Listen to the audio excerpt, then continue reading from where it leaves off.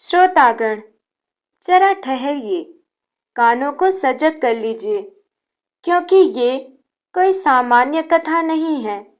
ये वो दिव्य कथा है जहाँ एक बालक ने पूरे ब्रह्मांड को झुका दिया था, जहाँ प्रकृति ने मनुष्य की परीक्षा ली और जहाँ अहंकार का अंत भक्ति के आगे नतमस्तक हो गया था। ये कथा केवल श्री कृष्ण की नहीं, ये कथा है विश्वास के विजय की। ये कथा है धरती, वर्षा और जीवन के संगम की।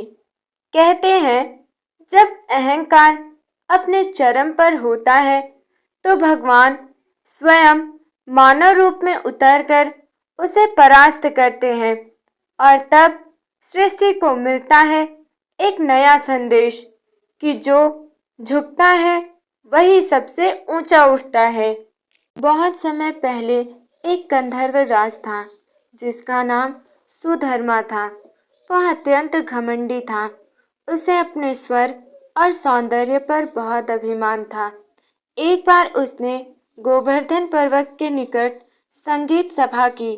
उसने अपने गीतों में कहा, मुझ पे सुंदर कोई नहीं, मुझसे श्रेष्ठ कोई नहीं। ये सुनकर गोवर्धन पर्वत मौन रहा, परंतु उस घमंडी गंधर्व ने कहा, यदि तू पर्वत है तो सिद्ध कर कि तू मुझसे श्रेष्ठ है। तभी पृथ्वी कांप उठी। गोवर्धन पर्वत से तेज प्रकाश निकला। गोवर्धन पर्वत से तेज प्रकाश निकला और एक स्वर गूंजा, हे गंधर्वराज, जो विनम्र होता है वही ईश्वर को प्रिय होता है, और जो अहंकारी होता है उसका स्वर मौन हो जाता है। सुधर्वा गिर पड़ा और रोते हुए बोला, हे गिरिराज महाराज, मुझे क्षमा करें। तब पर्वत के प्रकाश ने कहा, जा, अब से तेरा स्वर केवल तब गूंजेगा जब उसमें नम्रता और भक्ति होगी।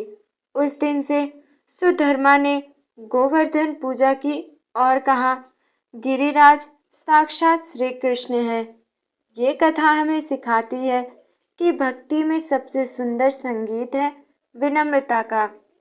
भागवत पुराण में कहा गया है, जब श्री कृष्ण ने गोवर्धन पर्वत को उठाया तब पर्वत का हर कण चमक उठा।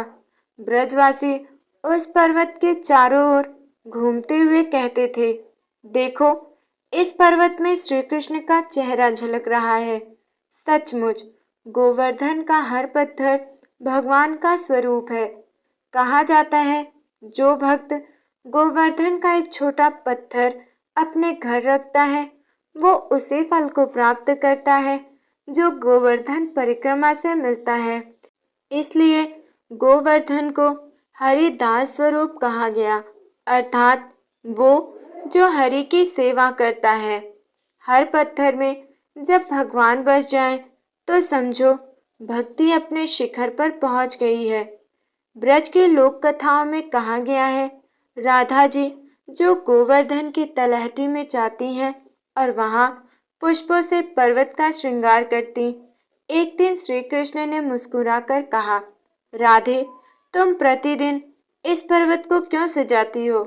राधा ने कहा, क्योंकि ये पर्वत तुम्हारा सखा है। इसने तुम्हें छत्र दिया, तुम्हारे भक्तों को आश्रय दिया, इसलिए इसे सजाना मेरे लिए तुम्हारी पूजा के समान है। कृष्ण मुस्कुराए और बोले, राधे, जो गोवर्धन की पूजा करता है वो वास्तव में मेरे हृदय की पूजा करता है। राधा की भक्ति हमें ये सिखाती है कि प्रेम तब सच्चा होता है जब उसमें अपना कुछ भी ना बचे। गोवर्धन पूजा केवल पौराणिक ही नहीं, इसका वैज्ञानिक महत्व भी गहरा है। कार्तिक मास में वर्षा ऋतु समाप्त होती है और धरती नई फसलों से भर जाती है। इस समय अन्न और दूध का सेवन शरीर के लिए सर्वोत्तम होता है। गोवर्धन पूजा में जब अन्नकूट बनता है तो उसका वैज्ञानिक उद्देश्य होता है शरीर को पोषण देना, मन को संतुलन में रखना और प्रकृति के प्रति कृतज्ञता व्यक्त करना। जब गोवर्धन की परिक्रमा की जाती है तो वो एक प्रकार का प्राकृतिक व्यायाम है जो तन और मन दोनों को शुद्ध करता है। जहाँ धर्म और विज्ञान साथ चले वहीं जीवन संतुलित बनता है। मेरे प्यारे श्रोतागण, कहानी समाप्त नहीं हुई, क्योंकि ये कथा केवल एक पर्वत उठाने की नहीं, ये कथा है हर उस हृदय की जो अपने भीतर के बोझ को भक्ति से हल्का करना चाहता है।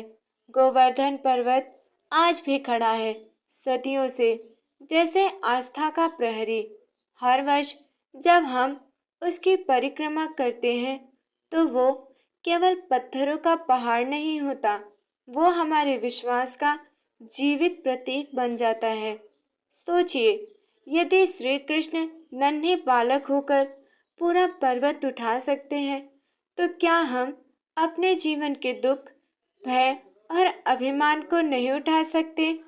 ये पर्व हमें सिखाता है कि जब जीवन में तूफान उठे तो ईश्वर पर विश्वास बनाए रखें, क्योंकि वही नन्हे श्री कृष्ण आज भी हमारे भीतर के गोवर्धनधारी बनकर हर संकट से रक्षा करते हैं। गोवर्धन पूजा केवल पूजा नहीं, ये प्रकृति के प्रति कृतज्ञता का पर्व है। धरती, अन्न, जल और पशुओं के प्रति हमारा प्रणाम है और ये स्मरण कि जो प्रकृति की सेवा करता है वो स्वयं भगवान की आराधना करता है। तो इस पावन अवसर पर हम सब मिलकर प्रण करें कि हम भी गोवर्धन पर्व की तरह अपने भीतर भक्ति, विनम्रता और कृतज्ञता का पर्व जगाएंगे। जय श्री कृष्ण। जय गोवर्धनधारी, जय ब्रजभूमि की अद्भुत आस्था। राधे राधे।